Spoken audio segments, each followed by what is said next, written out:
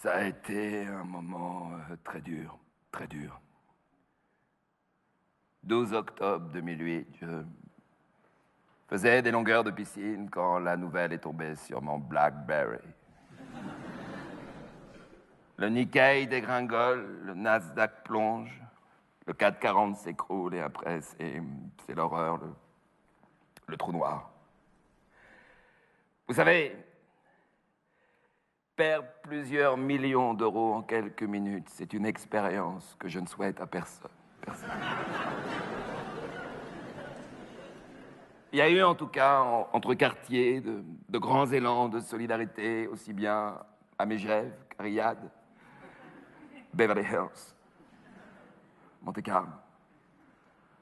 On parle souvent de solidarité entre pauvres. Je ne sais pas si des villes comme Manille, Soweto ou Calcutta auraient réagi si vite. Je ne le crois pas. I don't believe it. Le rire aussi nous a sauvés. Il y avait cette plaisanterie qui courait. Est-ce que tu t'es fait BM, bien mettre par Bernard Madoff? Elisabeth, ma femme, s'est remise à rire. Intérieurement. Mécaniquement, ouais. Elle ne peut plus. Un rire mêlé d'angoisse, vous savez, on voit sa vie défiler. Première ouverture de compte, premier transfert en Suisse, premier milliard. Je me souviens avoir été ému comme un gosse pour mon premier milliard. Et puis après, on s'y habitue. De l'angoisse d'ailleurs quand on ne sait plus combien on possède, comment savoir combien on a perdu.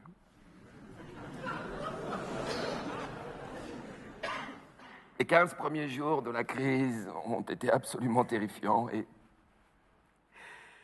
puis soudain, ça a été la délivrance. 3 000 milliards de dollars débloqués aux États-Unis, la même somme en Europe. Cet élan mondial de solidarité pour aider les riches nous a sauvés. Vous savez, quand les plus grandes puissances économiques de la planète vous disent à l'unisson, on est là, don't worry. C'est très émouvant, excusez-moi. La fumée.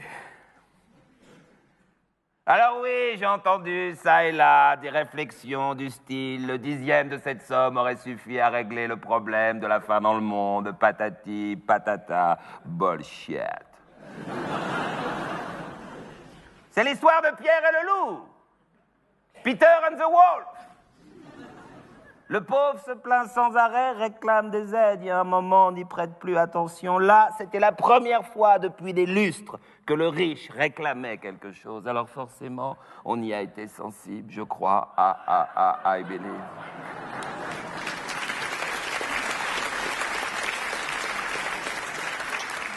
Je vais vous raconter une anecdote.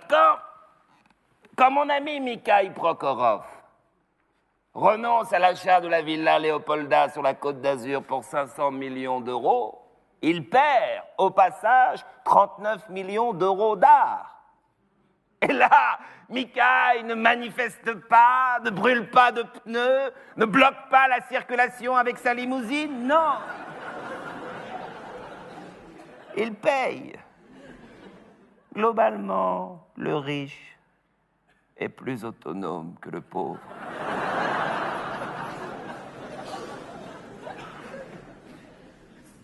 Le pauvre panique vite. Vous savez, quand j'ai dû licencier mon personnel de maison, j'ai pris la décision dans la seconde. Et quand je repense à tous ces moments où nous avons vécu, Elisabeth et moi, sans le moindre personnel, livrés à nous-mêmes, l'enthousiasme de Babette faisant pour la première fois le ménage, la vaisselle. Je remercie cette crise. Je me souviens une fois, le fil de l'aspirateur était rentré automatiquement dans l'appareil et elle avait poussé un cri de surprise comme une petite fille. Elle m'avait dit « Oh, John, come on, look at that! It's amazing! Oh my God! Jesus Christ! » Elle avait souvenir d'un Electrolux ayant appartenu à sa mère où le fil se roulait à la main.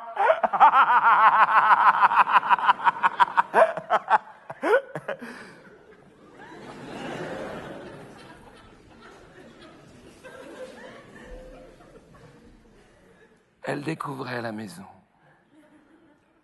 Des pièces entières qu'elle ne connaissait pas. La cuisine. La buanderie. Elle était très heureuse.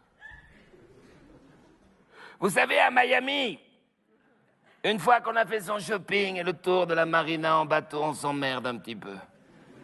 Alors forcément, on se craque. Ces montées d'adrénaline, c'est très excitant. Ça a rappelé à certains d'entre nous nos années de galère, quand nous étions dans la panade. C'est amusant d'être pauvre. Quelques heures. Quelques heures. Pas plus.